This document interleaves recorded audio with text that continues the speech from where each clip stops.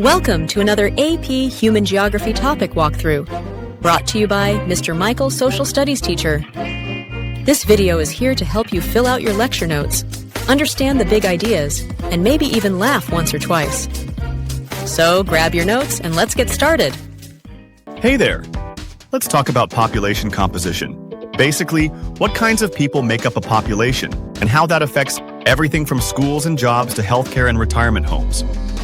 We'll look at things like age structure, gender balance, and dependency ratios.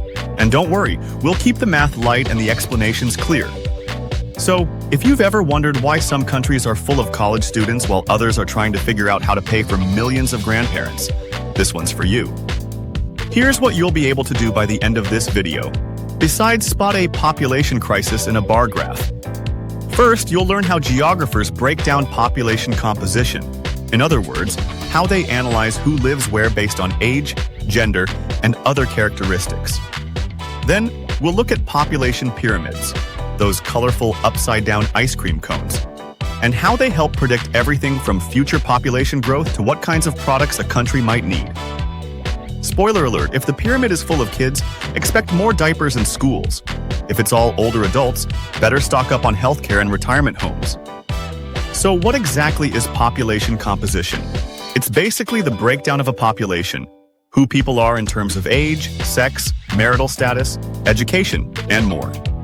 Think of it as the demographic fingerprint of a place.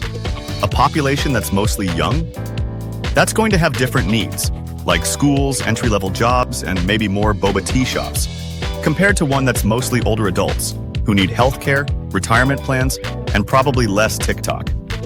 One of the best tools to show this kind of data is the population pyramid.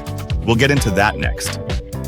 All right, let's talk population pyramids, which, despite the name, have nothing to do with ancient Egypt. These charts are one of the most useful tools in demography. They show a population's structure or by age and gender, usually split between males and females, youngest at the bottom and oldest at the top. But they're not just for show. Population pyramids help geographers figure out if a country's population is growing, shrinking, or staying stable. They also help predict demand. Will a country need more schools and baby food, or more nursing homes and healthcare workers? In short, if you want to understand what a population needs now, and in the future, the population pyramid is your best friend. Let's talk dependency ratio. And no, this isn't about your little brother depending on you to log into the Wi-Fi. The dependency ratio tells us how many people are in dependent age groups. That means kids under 15 and seniors over 65, compared to those in the working age group. The math? You divide the number of dependents by the number of working age adults, multiply by 100, and boom. That's your dependency ratio. A high youth dependency means more schools, playgrounds, and pediatricians. A high elderly dependency means more retirement homes, healthcare, and probably more shuffleboard courts. So basically, the ratio tells you how much pressure is on the working age population to take care of everyone else, kind of like being the one responsible friend in a group project. Now that we know what the dependency ratio is, let's look at why it matters. A high dependency ratio means a large chunk of the population isn't working. So they're not earning money and definitely not paying taxes. But they still need support from schools, healthcare, and maybe even long-term living facilities. Who picks up the tab? You guessed it, the working age population. The more dependents there are, the more pressure on workers to pay taxes and keep the system running. It's like splitting the bill at a restaurant with a big group. Except half the table didn't order anything, and the other half is stuck paying for everyone's fries. Countries with high dependency ratios often face challenges balancing services, budgets, and economic growth, especially in places shown on this map, where the ratio can top 80% or more. Let's circle back to the dependency ratio, but this time with pictures. On the left, you've got a classic population pyramid broken into 3 life stages. The young dependents at the bottom, ages 0 to 114, the economically active group in the middle, 15 to 64, and the elderly dependents up top, 65 and older. These categories help us calculate the dependency ratio, how many people need support compared to those who are working and paying taxes. Now check out the pyramid on the right. That's Japan in 2016. See how narrow the base is? Fewer babies. And how wide the top is? Lots of older adults. That means Japan has a high elderly dependency ratio. Fewer workers, more people retiring, and a whole lot of pressure on the healthcare system. In short, pyramids like these aren't just cool graphs. They're a visual report card on a country's future. Now, let's shift our focus to youth dependency, and Niger is the perfect example. On the left, you see our reference pyramid again, showing who counts as young dependents, the working age group, and the elderly. Now check out the pyramid for Niger in 2020. That wide base? It means a huge percentage of the population is under 15 and not part of the workforce yet. That's a high youth dependency ratio, which puts a lot of pressure on the government to provide schools, vaccines, food programs, and eventually jobs for all these young people. Think of it this way. It's like having a classroom where only a few students are doing the group project while the rest are just watching. The workload is heavy and the stakes are high.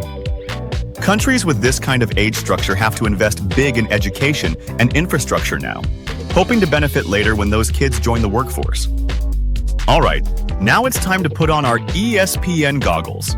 No, not the sports channel, the geography lens. We're looking at the economic impacts of an aging population. First off, the elderly often pay less income tax because most are retired and no longer earning full salaries. That means fewer tax dollars flowing in. Meanwhile, governments still have to support them through things like pensions and social security systems, which aren't exactly cheap. And here's the kicker. People are living longer. That's great, but it also means more years of healthcare, more retirement payouts, and higher costs overall. Countries have to ask, do we have enough infrastructure, enough healthcare workers to meet demand? It's like running a marathon, but the finish line keeps getting farther away. So we've talked about the economic burdens of an aging population, but what about the benefits? Believe it or not, an older population can create new job opportunities, especially in the elder care industry. Think geriatric physical therapists, in-home healthcare providers, or people designing mobility-friendly tech. If you've ever helped your grandma set up her iPad, you're already halfway there. Plus, many older adults still want to contribute. They might volunteer at schools, hospitals, or community centers, giving back even if they're not in the workforce. So while an aging population creates economic challenges, it also reshapes the job market in ways that benefit younger workers entering those fields. Now, let's look at aging through the social lens, where family dynamics, traditions, and daily life all get a remix. In traditional families, it's common for the bride to move in with her husband's family, which often means elderly parents are right there in the household. But as cultures change and modernize, that's not always the case anymore, and it's leading to a greater demand for senior living facilities and other forms of elderly care. Still, older family members often play a big role in keeping households running, like helping with babysitting or even holding the family together during challenging times.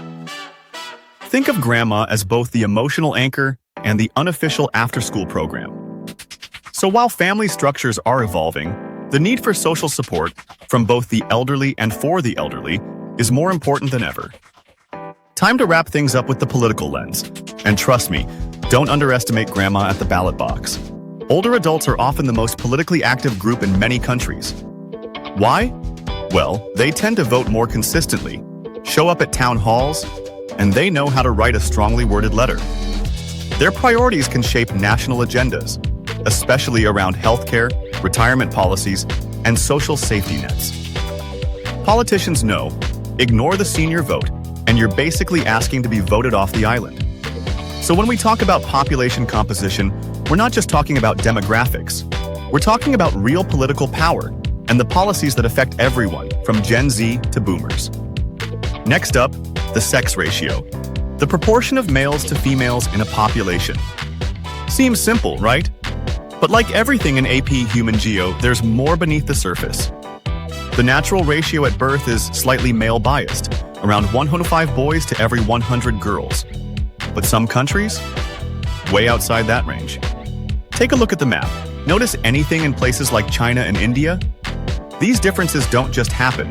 They're influenced by cultural preferences, gender-selective abortions, migration patterns, and even war.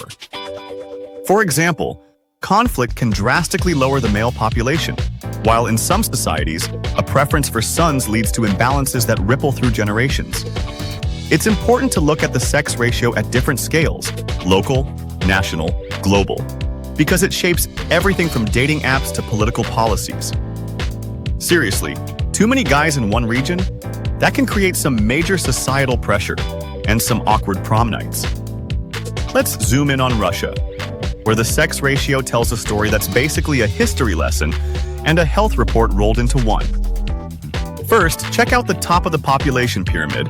You'll see way more women than men in the 80-plus age group. Why? Because many men in that generation were killed during World War II. Then there's a noticeable dip in male population around the 1950s, right as the Cold War kicks off. Soviet military involvement in places like Korea, Afghanistan, and Eastern Europe led to more men serving and dying in conflict. And today, Russian life expectancy is drastically different for men and women. Women live to around 76, while men average just 64. The reasons? A tough mix of alcoholism, suicide, and diseases like cancer and cardiovascular issues. This chart isn't just numbers.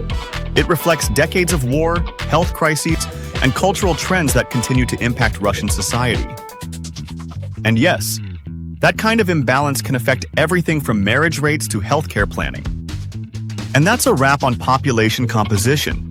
We've looked at how a population's age, sex, and dependency structure can shape everything from a country's economy to healthcare and education.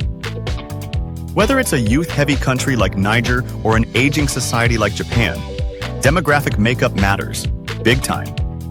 Now it's your turn to apply what you've learned. Here's your bonus question. How might a country with a high elderly dependency ratio need to adapt its infrastructure and economy over the next 20 years? Drop your answer in the comments with your name to earn a chance to receive a bonus point on the unit test. Be thoughtful and specific. If this video helped, go ahead and like, subscribe, or just tell your friend who still thinks a population pyramid is a Minecraft thing. Until next time, keep thinking spatially, and I'll see you in the next AP Human Geography topic, Population Dynamics.